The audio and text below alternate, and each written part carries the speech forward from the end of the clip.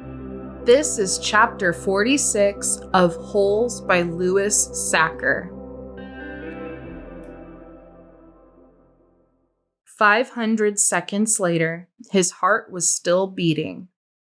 Mr. Pendanski screamed. The lizard which had been in the cereal box was springing toward him. Mr. Sir shot it in midair.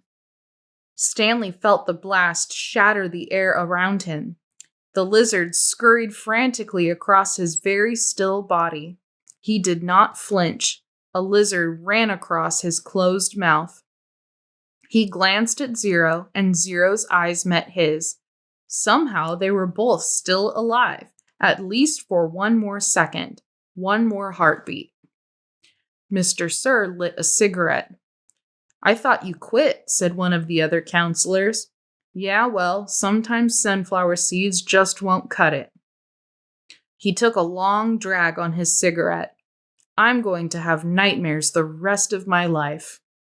"Maybe we should just shoot them," suggested Mr. Pendanski. "Who?" asked a counselor. "The lizards or the kids?" Mr. Pendanski laughed grimly. "The kids are gonna die anyway." He laughed again. "At least we've got plenty of graves to choose from."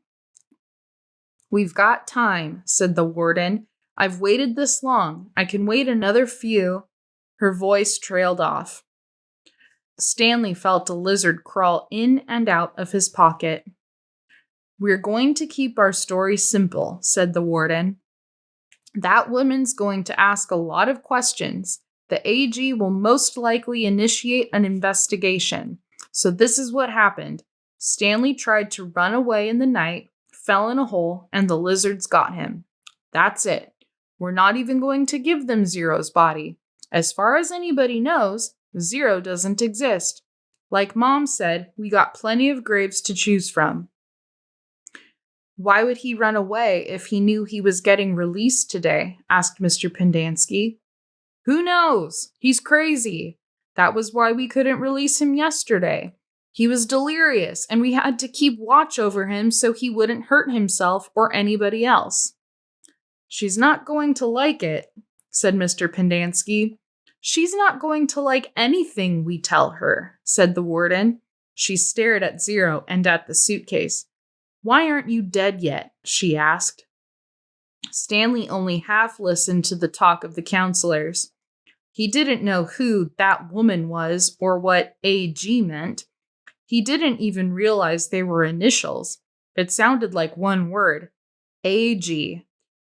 His mind was focused on the tiny claws that moved up and down his skin and through his hair. He tried to think about other things.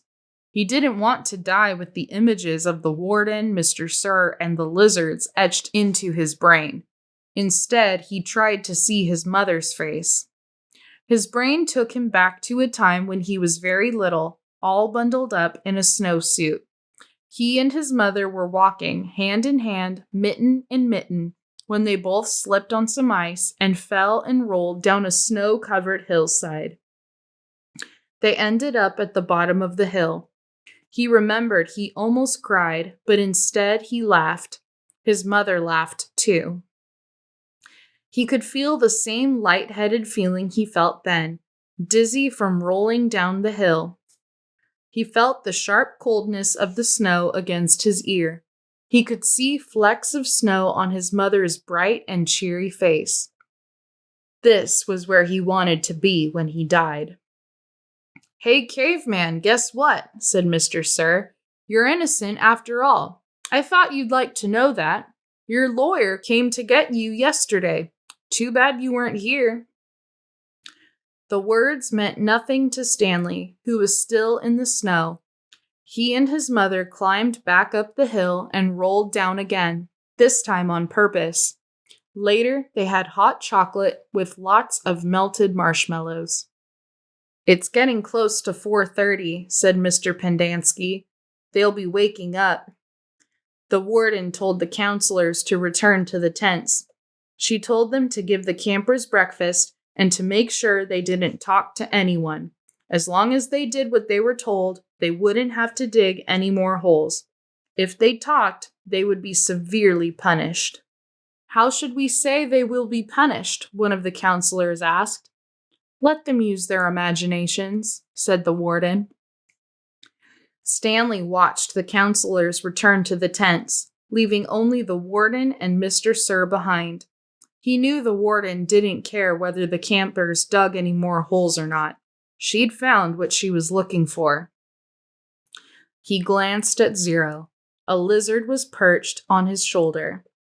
Zero remained perfectly still except for his right hand, which slowly formed into a fist. Then he raised his thumb, giving Stanley the thumbs up sign. Stanley thought back to what Mr. Sir had said to him earlier and the bits of conversation he'd overheard. He tried to make sense out of it. Mr. Sir had said something about a lawyer, but Stanley knew his parents couldn't afford a lawyer. His legs were sore from remaining rigid for so long. Standing still was more strenuous than walking. He slowly allowed himself to lean against the side of the hole. The lizards didn't seem to mind.